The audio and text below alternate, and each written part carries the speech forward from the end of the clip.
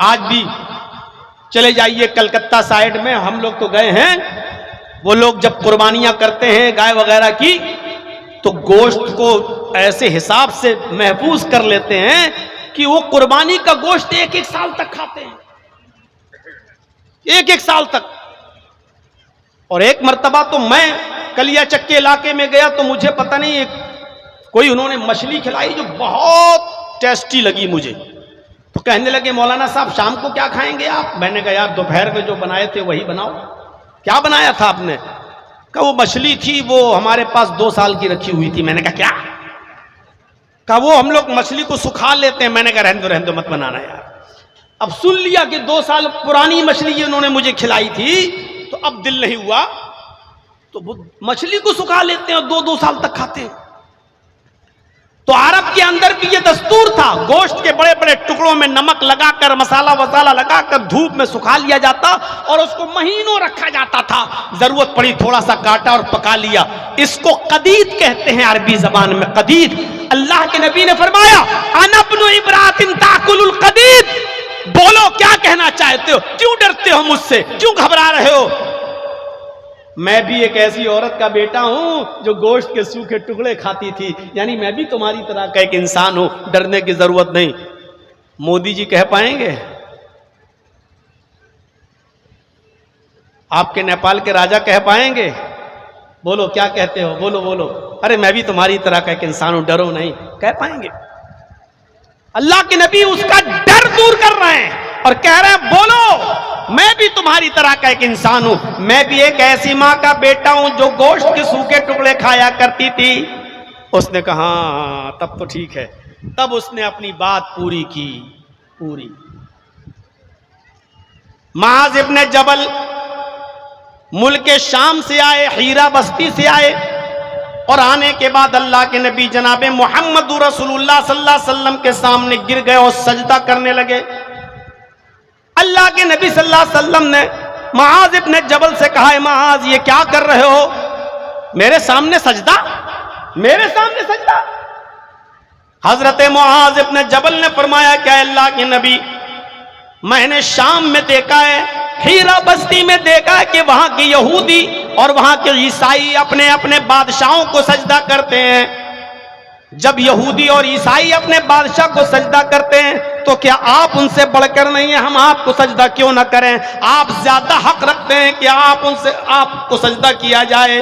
جب یہود و نصارہ اپنے اپنے حکمرانوں کو سجدہ کر سکتے ہیں تو ہم اپنے نبی کو سجدہ کیوں نہ کریں؟ اللہ کے نبی نے فرمایا اے معاذ لو مررت بقبری اتسجد لہ، اے معاذ کل اگر میرا انتقال ہو جائے اور میں قبر میں دفن کر دیا جاؤں اور کل جب تم میری قبر کے پاس سے گزرو گے تو کیا اس کو سجدہ کرو گے؟ کل جب تم میری قبر کے پاس سے گزرو گے تو کیا میری قبر کو سجدہ کرو گے؟ معاذ ابن جبل نے کہا نہیں، اے اللہ کے رسول قبر پہ سجدہ کیوں کروں گا؟ آپ نے فرمایا فلا تفعل، ایسا کرنا بھی نہیں، ایسا کرنا بھی نہیں۔ آپ سے پوچھا گیا اے اللہ کے نبی میں آپ کو سجدہ کیوں نہ کروں؟ تو آپ نے کہا کیا میری قبر سے گزرو گے تو سجدہ کرو گے؟ یعنی ابھی تو میں زندہ ہوں، میری زندگی میں اگر تم مجھے سجدہ کرو گے میں تو روک لوں گا، زندگی میں تو نہیں کرنے دوں گا سجدہ، لیکن آپ کو فکر ہوئی میرے انتقال کے بعد کہیں میری قبر پہ سجدہ نہ کرنے لگیں، تو آپ نے کہا کیا میری قبر پہ گزرو گے تو سجدہ کرو گے؟ کہا نہیں، فرمایا کرنا بھی نہیں۔ اگر اللہ کے علاوہ کسی کو سجدہ کرنا جائز ہوتا تو میں بیوی کو حکم دیتا کہ وہ اپنے شوہر کو سجدہ کرے، میں عورت کو حکم دیتا کہ وہ اپنے شوہر کو سجدہ کرے۔ اللہ کے نبی نے فرمایا کہ اللہ کے علاوہ سجدہ کسی کے لیے جائز نہیں ہے، اور اگر اللہ کے علاوہ سجدہ کسی کے لیے جائز ہوتا تو عورت کو یہ حکم میں دیتا کہ وہ اپنے شوہر کو سجدہ کرے۔ اس سے پتہ چلتا کہ شوہر کا مقام اور شوہر کا مرتبہ کتنا بڑا ہے۔ تو اللہ کے رسول نے اپنے سامنے سجدہ نہیں کرنے دیا۔ کیوں؟ کیونکہ آپ بھگوان نہیں تھے، آپ بھی یہی کہتے تھے کہ میں بھی تمہاری طرح ایک انسان ہوں۔ ویدا حامد پرش مہانی مادت तो वरुण तपस प्रस्तात् यन्न्याय अज्ञान हेतु किरत मोह मदान्धिकारम नाशम विधायम हि तदोदयते विवेका। अहमद जब इस दुनिया में आएंगे तो महान पुरुष बनकर आएंगे। वेदाहमित पुरुष महान मादित। आखिरी नबी के बारे में हिंदू धर्म की किताबें ये कहती हैं कि अंतिम ऋषि भी इस दुनिया में जब आएगा तो वो पुरुष होगा, इंसान होगा। वेदाहमित अहमद आएगा, पुरुष इंसान होगा, महान इमादत, इतना बड़ा महान पुरुष होगा कि उसके बराबर कोई दूसरा नहीं होगा। वरुण तपस, वो अल्लाह का बहुत ही ज्यादा नाम लेने वाला होगा। वरुण तपस प्रस्तात्, वो ईश्वर का, वो अल्लाह का बहुत ही ज्यादा नाम लेगा। जब वो आ जाए तो उसी की कुटिया में चले जाना, जब वो आ जाए तो उसी के मजहब में शामिल हो जाना, जब वो आ जाए तो उसी की शिक्षा को ग्रहण कर लेना, जब वो आ जाए तो उसी की शिक्षा को एक्सेप्ट कर लेना। प्रस्तात् यन्न्याया, स्वर्ग में जाने का, पैराडाइज में जाने का, जन्नत में जाने का मोहम्मद के रास्ते के अलावा कोई दूसरा रास्ता नहीं होगा। अज्ञान हेतु किरत मोह मदान्धिकारम नाशम, उनका नाम मोहम्मद होगा। वो इस धरती पर जब आएंगे तो उनके आने के बाद अंधिकारम नाशम, दुनिया में जितना भी अंधेरा होगा वो नाश हो जाएगा। मोह मदान्धिकारम नाशम, मोहम्मद अंधेरे को दूर कर देंगे, सारे गुनाहों के कामों को मिटा देंगे। मोहम्मदुर रसूलुल्लाह के आने से पहले कौन सा गुनाह ऐसा था जो इस धरती पर नहीं होता था? मेरे भाइयों, जुआ इतना खेला जाता था, जुआ इतना खेला जाता था कि लोग जुए में जब रकम हार जाते थे तो अपना मकान जुए में लगा दिया करते थे। और जुए में जब मकान भी हार जाते थे तब भी हार नहीं मानते थे, वो जुए में फिर अपनी बीवी लगा दिया करते थे। ज़ादुल मआद पढ़ी अल्लामा इब्नुल क़य्यिम की, जब वो अपनी बीवी भी जुए में हार जाते थे तब भी हार नहीं मानते थे, वो अपनी जवान बेटी भी जुए में लगा दिया करते थे। घर दौलत हार गए, मकान हार गए, बीवी हार गए, और बेटी भी जब जुए में हार जाते थे तब कहते थे लोगों अब मैं अपना सब कुछ हार चुका हूं, तब वो हार मानते थे। ये अरब का हाल था। मुहम्मदुर रसूलुल्लाह सल्लल्लाहु अलैहि वसल्लम के आने से पहले इतना जुआ खेला जाता था और शराब तो इतनी पी जाती थी, इतनी पी जाती थी कि उनके घर में जब कोई बच्चा पैदा होता तो सबसे पहले उस बच्चे के हलक में शराब के कतरे डाले जाते और बाप अपने बेटे के मुंह में शराब की बूंदे ड्रॉप्स डालता, कतरे डालता और फख्र करता कि मेरा बेटा सबसे पहले इसके मुंह में शराब गई है, खानदानी है, नाम रोशन करेगा, मेरा बेटा भी शराबी बनेगा। इतनी शराब पी जाती थी। हम लोग खाना खाते वक्त दस्तरखान पर पेप्सी और थम्सअप की बोतल रख लेते हैं। अरब के लोग जब खाना खाते थे तो दस्तरखान पर पानी की जगह पर शराब की बोतलें रख लिया करते थे। और जब खाना खाकर खाने का लुकमा अटक जाता था तो बजाय पानी पीने के वो शराब से उतारते थे। शराब इतनी पीते थे कि शराब के नशे में वो भूल जाते थे कि मेरी बीवी कौन है और मेरी बेटी कौन है। मुस्नद अहमद की रिवायत के मुताबिक एक सहाबी ने जब शराब हराम नहीं हुई थी तो इतनी शराब पी ली कि शराब के नशे में वो अपनी बेटी का हाथ पकड़ लिए। नौजवानों, ये शराब कितनी बुरी चीज है। ये नेपाल के हर चप्पे चप्पे पर और कोने कोने पर मिलती है। मैं भी 2 साल नेपाल की सरजमीन पर पड़ा हूं। सिराजुल उलूम में झंडा नगर में मैं रहा हूं।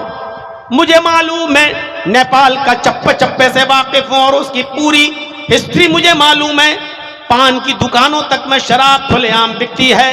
ये शराब जब हराम नहीं हुई थी तो एक सहाबी ने ये शराब जब पी ली तो शराब के नशे में वो भूल गए कि बीवी कौन है और बेटी कौन है। उन्होंने बेटी का हाथ पकड़ लिया और उसी को खींच कर वो बंद कमरे में ले जाने लगे। बीवी को पता चला, दौड़ती हुई आई, उसने अपनी बेटी को छुड़ाया और शौहर को धक्का देकर कमरे में बंद कर दिया। 2-4-5 घंटे के बाद जब शौहर के शराब का नशा उतर गया तब उसने अंदर से दरवाजा खटखटाया। बीवी ने दरवाजा खोला तो वो बीवी को पीटने लगा। बीवी पीटने के बाद कहती है, मेरे हस्बैंड तुमने मुझे क्यों मारा? कहा तूने मुझे कमरे में क्यों बंद कर दिया था? कहा तुमने शराब पी रखी थी। शौहर ने कहा मैं तो शराब पीता ही हूं, आज पी ली तो क्या हुआ?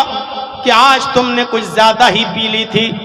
شوہر نے کہا رے کبھی کم کبھی زیادہ یہ تو ہوتا ہی رہتا ہے، اگر زیادہ بھی پی لی تو کیا ہوا؟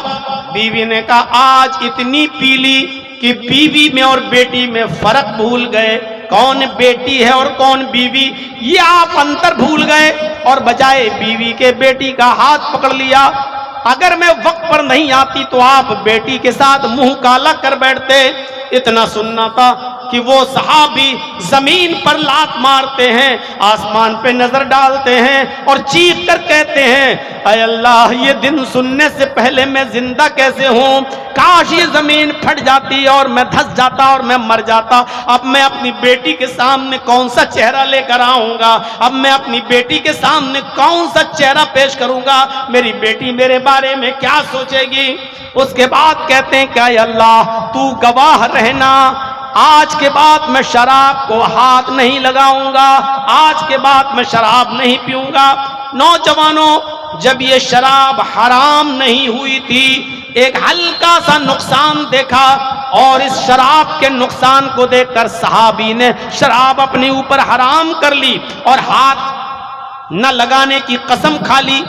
جب شراب حرام نہیں ہوئی تھی تو لوگ چھوڑ دیتے تھے، اور جب یہ شراب تمہارے نبی نے حرام کر دی تو اس سے کتنا بچنا چاہیے، اس سے کتنا پرہیز کرنا چاہیے، اس سے ہمیں کتنا دور رہنا چاہیے۔ یہ شراب انسان کی عقل کو ڈھانپ لیتی ہے اور انسان کی عقل سے بڑے اور چھوٹے کی تمیز شعور کو نکال دیتی ہے۔ شراب کے نشے میں آپ گھر میں گھسیں گے، آپ اپنی ماں کو گالی دیں گے، آپ اپنی بہن کو گالی دیں گے، آپ کی نظر میں ماں ماں نہیں، باپ باپ نہیں، بیوی بیوی نہیں، بہن بہن نہیں۔ شراب کے نشے میں آپ بھول جائیں گے۔ شراب چھوٹے اور بڑے کی تمیز کو بھلا دیتی ہے، عقل کو خراب کر دیتی ہے۔ اس لیے نوجوانوں شراب کو ہاتھ مت لگاؤ۔ عرب کی سرزمین پر شراب اتنی پی جاتی تھی کہ لوگ شراب کے نشے میں بجائے بیوی کے بیٹی کا ہاتھ پکڑ لیتے تھے۔ جوئے کی کیفیت تو میں نے بتا دی، زناکاری عام تھی، کوئی برائی نہیں تھی، بلکہ نکاح ہی ایسا ہوتا تھا۔ بخاری پڑھیے کتاب الجنائز میں زمانے جاہلیت کے نکاح کی فہرست ہے۔ ایک آدمی نکاح کر کے لاتا تھا، بیوی میری نکاح کر کے لایا، لیکن وہ اس کے ساتھ شب زفاف نہیں مناتا تھا۔ پہلی رات اپنی بیوی کو لے کر آیا، لیکن اپنی بیوی کے ساتھ پہلی رات نہیں سوتا تھا۔ نہیں، شادی تو میں نے کر لی، بیوی تو لے آیا، لیکن وہ اپنی بیوی کو کسی دوسرے نوجوان کے اپنے دوست کے حوالے کر دیتا، لو اس کو لے جاؤ، اس کو اپنے پاس رکھو، اور جب یہ حاملہ ہو جائے، تم سے پریگننٹ ہو جائے، تم سے جب یہ پریگننٹ ہو جائے تب میرے حوالے کر دینا۔ بخاری کے اندر لکھا ہوا ہے کہ وہ اپنے دوست کے حوالے اپنی بیوی کو کر دیتا تھا، اور جب وہاں پتا چلتا کہ میرے دوست سے میری بیوی پریگننٹ ہو گئی تب وہ اس کو اس کے حوالے کر دیتا اور یہ اس کو اپنی بیوی بنا لیتا۔ ایسا اس لیے کیا جاتا، اس عقیدے کے ساتھ کیا جاتا کہ ایسا کرنے سے بچہ نیک پیدا ہوگا۔ یہ ان کی سوچ تھی، یہ ان کی سوچ تھی کہ ایسا کرنے سے بچہ نیک پیدا ہوگا، ایسا کرنے سے بچہ نیک پیدا ہو۔ دوسرا نکاح ایسا تھا، 3 4 5 6 3 سے زیادہ اور 10 تک آدمی ایک ہی عورت کے پاس جاتے تھے اور اس سے ہم بستر ہوتے تھے، زنا کرتے تھے۔ کبھی 3 4 کبھی 5 کبھی 6 کبھی 7 کبھی 8 9 10 سے زیادہ نہیں، ایک ہی عورت کے پاس جاتے، پورے سال اس سے ملتے، زنا کرتے اس کے ساتھ، اور جب اس عورت کے کوئی بچہ پیدا ہوتا تو یہ سبوں کو بلاتی، جتنے لوگ اس کے پاس گئے ہوتے یہ سب کو بلاتی اور کہتی تم بھی آئے میرے پاس، تم بھی آئے، تم بھی آئے، تم بھی آئے، تم سب نے میرے ساتھ کیا کیا یہ تم سب کو معلوم ہے؟ سب لوگ کہتے ہاں میں جانتا ہوں۔ کہ اب یہ میرے بچہ پیدا ہوا ہے، اب اس بچے کو میں باپ دوں گی اور میں اس بچے کی ماں بنوں گی، تو اس بچے کا ایک باپ بھی ہونا چاہیے۔ پتہ نہیں یہ کس کا بچہ ہے، کیونکہ اس سے تو 10 لوگ ملے ہیں، پتہ نہیں یہ کس کا بچہ ہے۔ لیکن وہ عورت کو اختیار ہوتا، وہ اس بچے کو اٹھاتی اور ان 10 لوگوں میں سے جس کی گود میں رکھنا چاہتی رکھ دیتی، یہ لو۔ اب ان 10 میں سے جس کی گود میں بچہ رکھ دیتی، یہ اسی کا بچہ مان لیا جاتا، یہ اس کی بیوی ہو جاتی، وہ اس کا ہسبینڈ، اس کا شوہر ہو جاتا۔ وہ اٹھتا اور اس بچے کو اور اس عورت کو لے کر چلا جاتا، اب یہ اس کی بیوی ہو گئی، وہ اس کا بچہ ہو گیا، ان 9 لوگوں کے اوپر کوئی گرفت نہیں، وہ آزاد۔ یہ شادی کا دوسرا طریقہ تھا۔ اس طریقے سے شادیاں ہوتی تھی محمد رسول اللہ کے آنے سے پہلے، نبی کے اس دنیا میں آنے سے پہلے اس طریقے سے شادیاں ہوتی تھی۔ خانہ کعبہ کا عورتیں بالکل برہنہ ہو کر، ننگی ہو کر طواف کرتی تھیں، ایک بھی کپڑا ان کے جسم پر نہیں ہوتا تھا۔ جیسے کوئی بچہ ماں کے پیٹ سے پیدا ہوتا ہے بالکل ننگا ہوتا ہے، ایسے ہی عورتیں خانہ کعبہ کا بالکل ننگی ہو کر طواف کرتی تھی، برہنہ ہو کر طواف کرتی تھی، ان کے جسم پر کپڑے کا ایک بھی تار نہیں ہوتا تھا۔ پڑھیے رحیق المختوم مولانا صفی الرحمان صاحب مبارک پوری رحمت اللہ علیہ کی زمانے جاہلیت میں جو برائیاں تھیں ان میں ایک برائی یہ بھی تھی کہ عورتیں خانہ کعبہ کا بالکل برہنہ ہو کر اور ننگی ہو کر طواف کرتی تھیں۔ ان عورتوں کو کپڑا پہننے کا ادھیکار نہیں تھا، ان عورتوں کو کپڑا پہننے کا حق حاصل نہیں تھا۔ محمدان دھکارم ناشم ودھایم، محمد آئیں گے سارے اندھیرے کو ناش کر دیں گے۔ اللہ کے نبی صلی اللہ علیہ وسلم جب آئے تو آپ نے جوئے کو حرام قرار دے دیا، شراب کی حرمت کا اعلان کر دیا، عورت کو عزت دی۔ اس کو جو عورت خانہ کعبہ میں ننگی ہو کر طواف کرتی تھی اس کے جسم پر کپڑا پہنایا، اس کو پردے کا حق دیا، اس سے کہا کہ پردے میں رہو۔ پردے میں اتنی بے حیائی تھی کہ عورت خانہ کعبہ کا بالکل ننگی ہو کر طواف کرتی تھی لیکن شرماتی نہیں تھی۔